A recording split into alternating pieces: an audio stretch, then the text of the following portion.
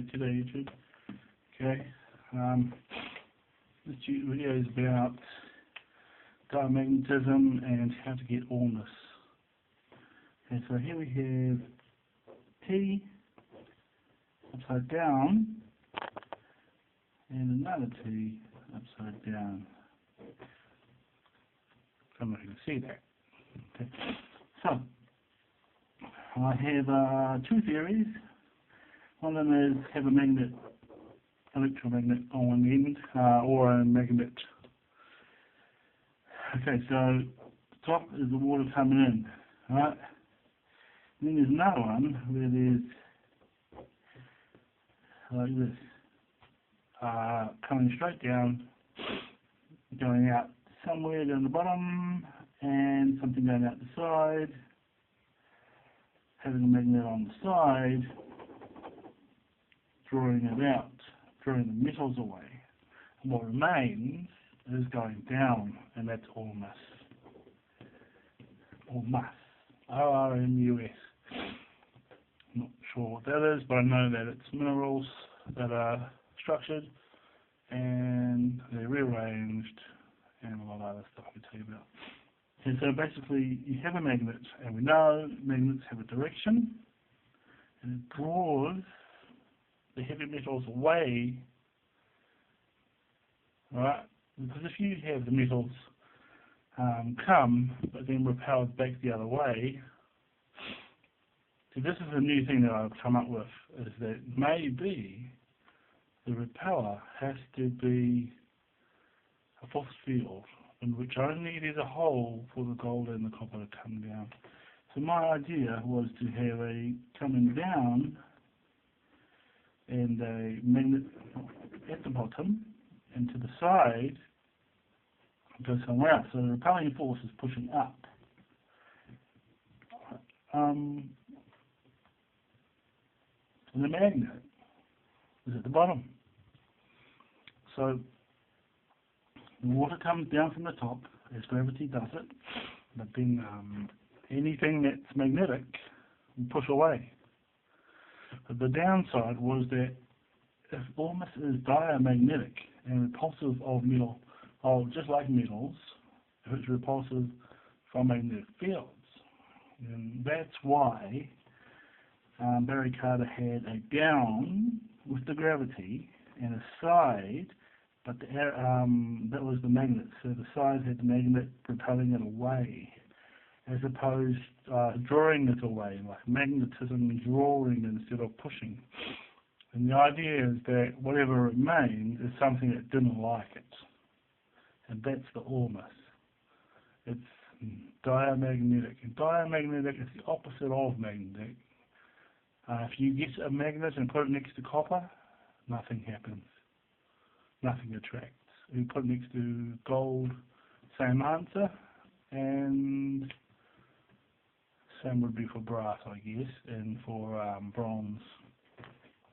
So knowing that knowledge almost follows that type of metal, but magnetic metals like iron and I don't know what else, magnetic, but iron, right? You don't want to have all these heavy metals in your blood, like iron, for example. You don't want too much iron in your blood. You want iron as in iron from the plants, but because it's nanomaterial, very fine particles that absorb into the body.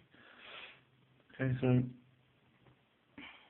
what I want is a water trap that draws the metals away, but not the gold or copper, just the iron. It draws the iron away from the water. And if only there was a way to affect aluminium, but it's non-magnetic as well. It's a higher form of the steels and things. You'd think it would be affected by the magnets, but it's not. It's pretty stupid because it has high diamagnetism, so it goes in with it. And we all know that aluminium is aluminium fluoride relation. So fluoride, which Hitler used to poison people, is in water supplies. Now fluoride is gas, so they say, but I think it's a gas. A gas is a gas in nanostate. That means it's been clumped together because gas is really just molecules far apart, and they are waiting. So there's water and hydrogen and whatever other gases there are, and they are apart. But when they clump together, that becomes GANs. Gas in nano stage nano means really tiny particles of something kind, right? Some sort. So warmth is a diamagnetic. So question I've got, is the sun actually diamagnetic and causing a gravity vortex, and all the other marbles have been not drawn in only by magnetism because they would have iron in them? Is the sun simply just a great big melon sitting in the sky and it's just creating a hole, and it's not actually magnetic very much? It's an output, so it's a repeller. So the planets, are they drawn to a repeller? No, they're repelled away. So what is keeping them at their distance? Well, if it's an electromagnetic force that's coming from the sun, then it's a symbol that the percentage of metal in the planets would be pushing those planets away.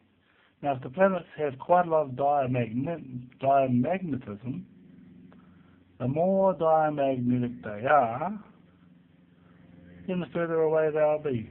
But the more metal or magnetic they are, if it's an attractor or repeller, it'll be a force that's either drawing, which is attracting, and to be all about higher, purer metals closest. And I think that's the answer. And the farthest, see, if it was a diamagnetic galaxy, and based on whether it was repelled from a source, based on its chalkiness and copperness or goldness, then that would be a diamagnetic galaxy. I heard that all this is in the human brain, and electromagnetic fields and RF chips creating plasmatic fields of electromagnetic fields within the body. The body has its own electromagnetic field, so some say. But the thing is, what is the truth?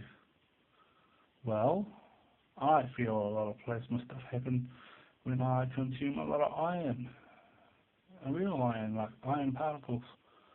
And it's not good to have too much of that because we're a living flesh being. Or are we? Oh, I'm not a robot made out of tin. So, being able to consume tin, he's hoping it's coming out of my body. Or copper. He's hoping that's coming out. I neutralized gold out of RAM chips and computer parts. They had gold in it. No, they had lead in it too, and zinc, and I consumed it. So I've got a lot of lead in my body now. I used to do painting and burning off the lead off the buildings and scraping it with a scraper off. But I had to have a mask, and it still got in my pores and my face. So I've got a lot of lead in my body. And it didn't help that last 6 months I've been consuming lead as well. Bloody idiot. Oh, pardon me. So, beg your pardon? Anyway, a man told me the secret to immortality is to keep all the aluminiums and heavy metals away from you, and there are functional things, tap magnets that they have. They call them Machula, but the water tastes like beautiful, like having ice cream, vanilla ice cream or French vanilla, and it's nice, and it's even golden coloured. It's very diamagnetic and high in pH and low in acidity. So the guy figured out a way to raise the pH with the dominant negative energy. And there's even negative energy shower heads that you can get to help your hair to grow. So that's really. Oh, got 10 seconds coming up. Right. Well, I think I've said enough about that. Closer. See that? Okay. See you later. They're not